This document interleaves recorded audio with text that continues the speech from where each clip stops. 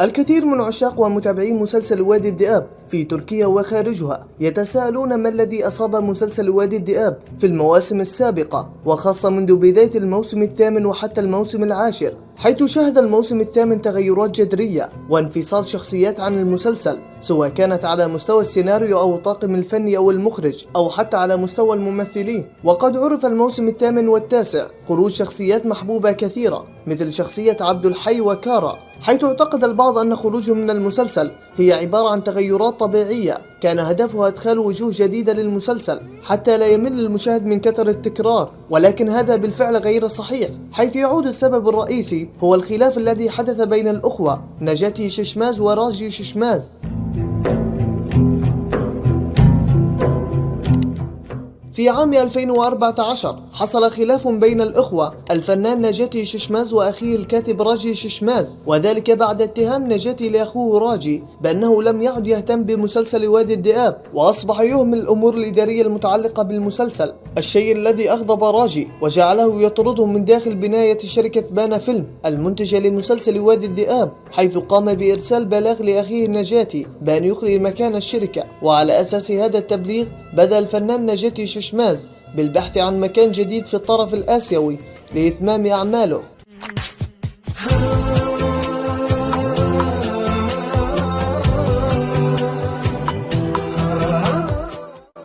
لم يكتفي راجي بذلك، بل قام بإنتاج مسلسل ينافس مسلسل شقيقه، وعلاوة على ذلك قام بأخذ أهم الممثلين الذين يقومون بدور البطولة بجانب نجاتي، وهم الفنان كنعان تشوبان الذي جسد شخصية عبد الحي، وكذلك الفنان القدير حقان بوياف الذي جسد شخصية كارا المحبوبة، ليكون أبطال مسلسله الجديد بعد أن ترك نجاتي وحيدا. ولتبدأ شرارة العداء بين الفنان نجاتي ششماز وصديق طفولته الفنان كنعان تشوبان الذي قرر الوقوف بجانب راجي بعد أن عرض عليه بأن يقوم بدور البطولة في مسلسله الجديد، حيث طمع الفنان كنعان تشوبان وقرر الانفصال عن مسلسل وادي الذئاب ليذهب إلى مسلسله الجديد، حيث لم يكن ينوي القيام بتصوير الموسم الثامن من مسلسل وادي الذئاب، ولكن بعد تدخل بعض القائمين على المسلسل وافق على المشاركة بالموسم الثامن وليكون آخر المواسم التي يشارك بها بمسلسل وادي الذئاب.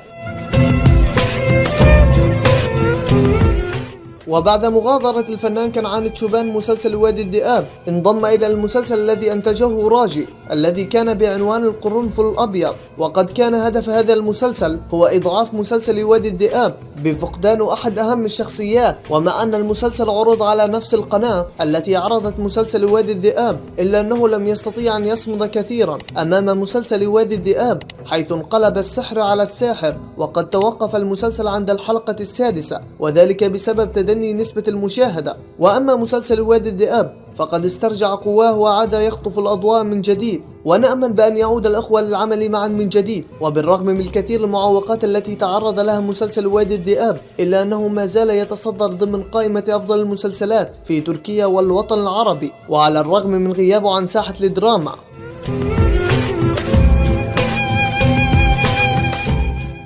أتمنى أن يكون هذا الفيديو قد نال إعجابكم.